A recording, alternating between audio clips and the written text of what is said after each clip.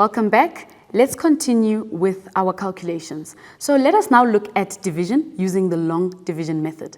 So now I have here 320 divided by 5. To make this easier for us, we are going to use our clue board. So our clue board is just going to help us to make these calculations easier, because now we need to find out how many groups of 5 are in 320. So we are going to look at the multiples of 5. We know that 5 multiplied by 2 gives us 10. We know that 5 multiplied by 6 gives us 30. 5 multiplied by 100 gives us 500.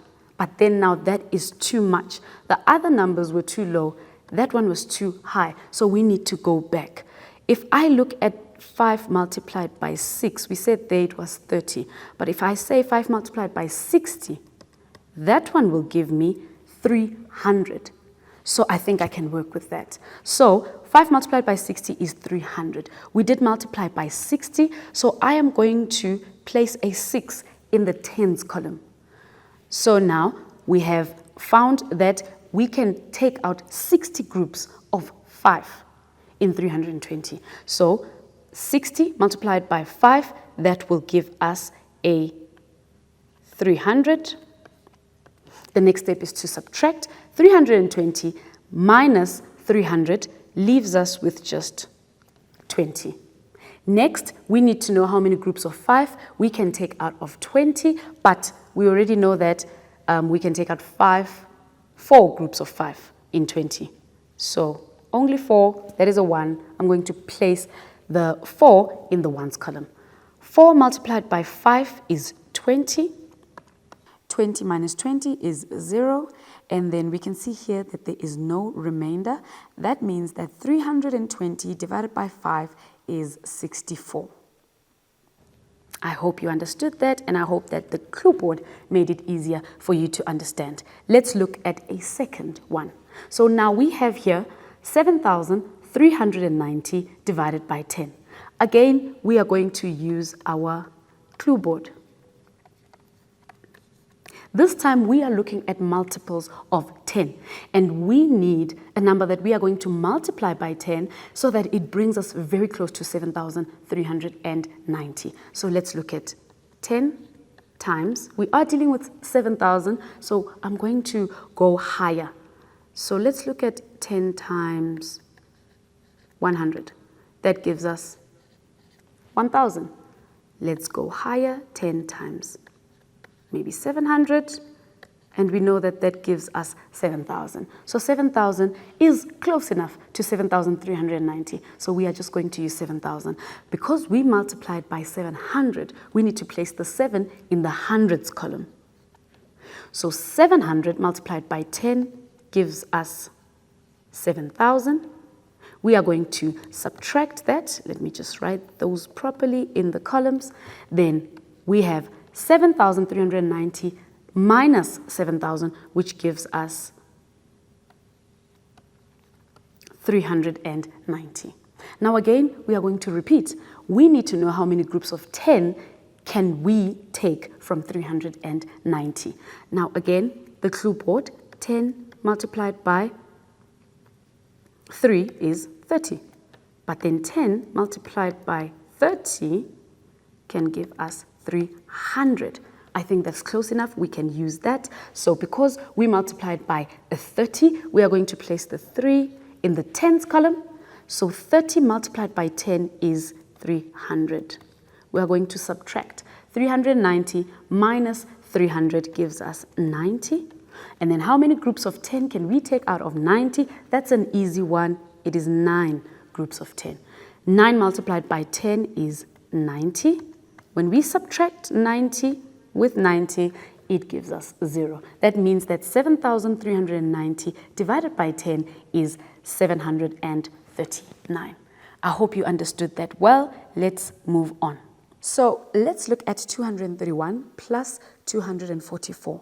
So with rounding off and compensation, we are going to start with rounding off these numbers to the nearest 10. So now 231 rounded off to the nearest 10 is 230, and 244 rounded off to the nearest 10 is 240. So because we have taken away 1 from the 231 and taken away 4 from the 244, we are first going to add these rounded off answers, and now I have 230 plus 240, that gives me 470. That's when I have rounded them off. But now, because I've taken away 1 and I've taken away 4, I need to add them back. That means now with 231 plus 244, I am going to have the 270 plus the 1 plus the 4. And my final answer is going to be 475. Let us move on. So the next section that we are going to look at now is calculating with whole numbers. So that is to perform multiple operations on whole numbers with or without brackets. So this next example is an example of multiple operations with or without brackets. So let's calculate the following without the use of a calculator. I have there 7 plus 6 open bracket, 15 minus 10 close bracket, divided by 3 minus 5.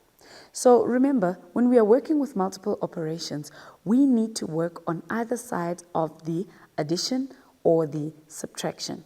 So now, that means here, because we can see there is an addition and there is a subtraction there. This one in the middle is one number because it is combined by multiplication and division. So now, when I am calculating this, I am first going to start with either sides of the addition and subtraction.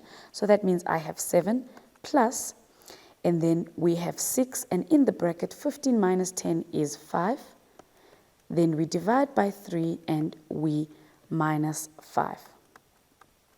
So I still have the 7, and 6 multiplied by 5 is 30. We are going to divide that by 3 and we are going to subtract the 5. Remember, we are still working on either sides of the addition and subtraction. That means I have there 7 plus, now 30 divided by 3 is 10. And then we are going to minus the 5. Then I have 7 plus 10, which is 17, minus 5, and our final answer there, 17 minus 5, is going to be 12. Let's move on to the next one. Now, the next one is 9 minus 2 open bracket, 5 minus 3 close bracket, plus 6 divided by 2 plus 4 times 2. Now remember to work on either sides of the addition or the subtraction, just to work with those terms. So we have here 9 minus, and I'm going to calculate that term there, which is 2, and then in the bracket, it's 5 minus 3, which is 2. Then we have 6 divided by 2, which gives me 3. And we have 4 times 2, which gives me 8. Our next step will be to calculate that 2 times 2, which is 4, plus 3, plus 8. Then we have the 9 minus 4, which gives us 5, plus 3, plus 8. That is going to give us a total of 16. So our final answer here is 16. Let's move on to our third part, which is the multiples and factors. Let's quickly remind each other how to get the multiples. Remember, multiple is the product of two natural numbers. So the multiples of 8 are 8, 16, 24, 32, and you can continue with that. Then the multiples of 12 are 12, 24, 36, 48, and I think you can continue with that as well. The reason why I'm stopping is that already I've realized a common one. Remember, we are trying to find here the lowest common multiple. So a common one, the first one that comes up as common is the 24. This means that our LCM is 24. So now we are going to find the LCM and the HCF using prime factorization. Let's start with the lowest common multiple. So remember, when we are working with prime factorization, we need to write the numbers that we are working with as the product of their prime factors. Now, if you remember, a prime number is a number that only has one and itself as factors. And I've got the first few prime numbers listed for you there so that you don't forget them. Now, a prime factor would be a number that is a prime number but is also a factor of that number. Let's use this method to find the lowest common, to write 8 as the prime factors. So I have 8 there, and I am going to divide the 8 by 2. Now I'm dividing by 2 because that's the first prime number. So I'm going to divide by 2, and the answer there is 4. And when I take that 4 and I divide it by 2 again, the answer is going to be 2. And I continue dividing by 2 because it is still divisible, and my answer is going to be 1. This means that if I write 8 as a product of its prime factors, then this is going to be 2 multiplied by 2 multiplied by 2. So 8 is equals to 2 multiplied by 2 multiplied by 2. Then we have 12.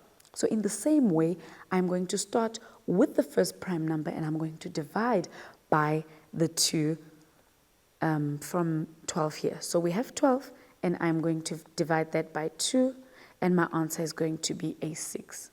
Now I'm still going to divide by 2 because 2 is still divisible, and when I divide the 6 by 2, the answer there is 3.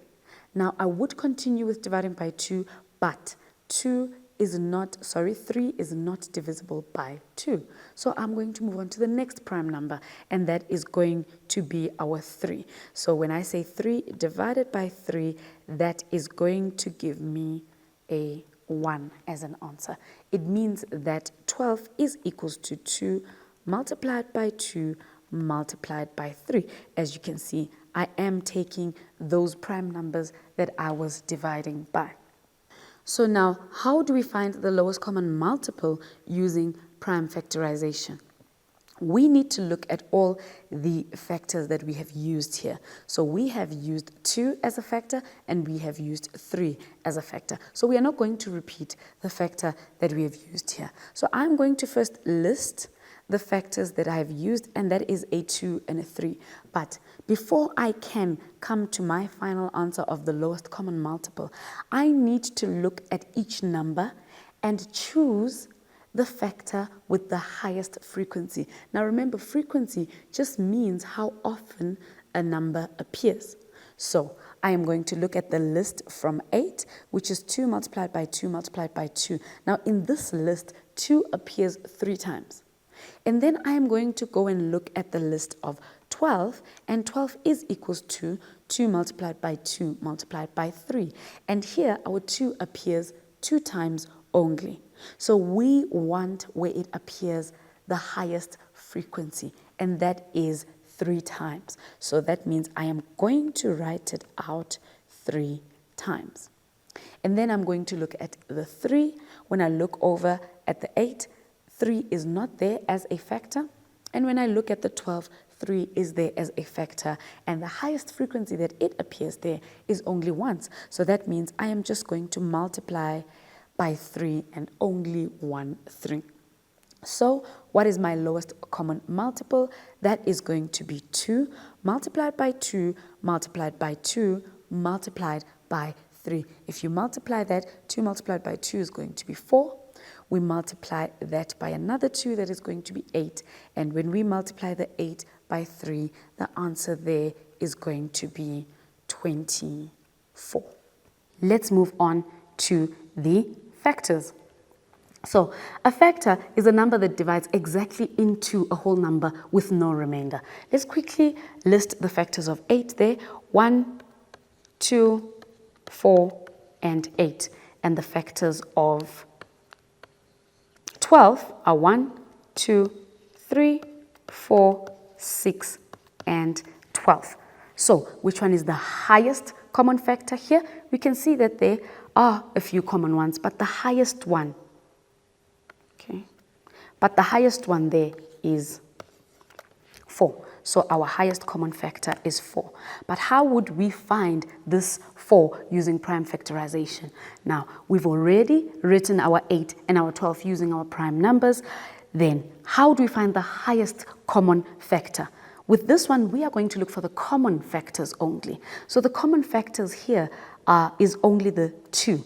But this time, we are looking for the one where the least 2's appear. So remember, with the lowest common factor, we took where the highest number of 2's appear. So now we are taking the lowest number of 2's where it appears. We've got 3 of them on the 8 and we've got 2 of them on the 12. So we are just going to take the 2 that appear, which is 2 times 2, and our answer is 4. Can you see that it's the same way that we used, we found the highest common factor? But what about when we are dealing with bigger numbers? We can still use the same method. So let's end our lesson with finding the LCM and the HCF between 240 and 216. So let's start by writing each of the numbers as their prime factors. We are going to say 240 divided by 2, that gives us 120. We divide by 2, that is 60. We divide by 2, gives us 30. Divide by 2, gives us 15. Now we want to divide by 2, but because 15 is not divisible by 2, we move on to the next prime number, which is 3. So 15 divided by 3 is 5, and then again 5 is not divisible by 3, so we move on to the next prime number, which is 5. And 5 divided by 5 is 1. When you get to 1, you know that you are finished. So how do we represent 240? As the prime factors, we are going to say 2 times 2 times 2 times 2 times 3 times 5. So that's how we represent 240. Let's do the same for 216. 216 divided by 2 is 108. 108 divided by 2 is 54. If we divide that by 2, it's 27. Now, because 27 it is not divisible by 2, we move on to the next prime number, which is 3. 27 divided by 3 is 9. Divided by 3 is 3. And then 3 divided by 3, that is 1. When we get to 1, we know that we are finished. So 216 can be represented as 2 times 2 times 2 times 3 times 3 times 3. Okay, so how do we find the HCF? Do you remember how we find the highest common factor here? So the highest common factor is found by us looking for the common factors, the common prime numbers. So the common ones here are 2 and 3. So we have 2 and 3 for 240, we have 2 and 3 for 216. But remember, we are going to look for the one with the lowest frequency, so the one that appears the least. Let's start with the 2. On this side, we've got 1, 2, 3, 4 2's. And on this side, we've got 1, 2, 3 2's. So that is the lowest frequency, 2 times 2 times 2. There's only 3 of them. And then the other common one was the 3. On this side, we've got 1 3, and on this side, we've got 3 3's. So the lowest frequency is just the 1 3. So what is the highest common factor here? 2 times 2 is 4, times 2 is 8, times 3 is 24. It means that the highest common factor between 240 and 216 is 24. Now remember, learners, frequency is how often a factor appears. Lastly, let us find the lowest common multiple. So the lowest common multiple, we've already written our numbers as their prime factors. Now, how do we find the lowest common multiple again? We are going to look at every factor, the 2, the 3, and the 5. And then we are going to take the one with the highest frequency. So this side, we said it has 1, 2, 3, 4 2's. And this side, it has 1, 2, 3 2's. So the highest frequency is the 4 2's. 2 times 2 times 2 times 2. Then we are going to look at the 3. There's 1 3 this side. There's 3 3's this side. So the ones with the highest frequency are the 3 3's. And lastly, we are going to multiply with the 5. There's 1 5 here. There's no 5 there. So we are going to take just the 1 5. And when we multiply all of those numbers together, our answer is 2,160. So that was our lesson for today. I really hope you enjoyed it as much as I did. We'll see you next time. Goodbye.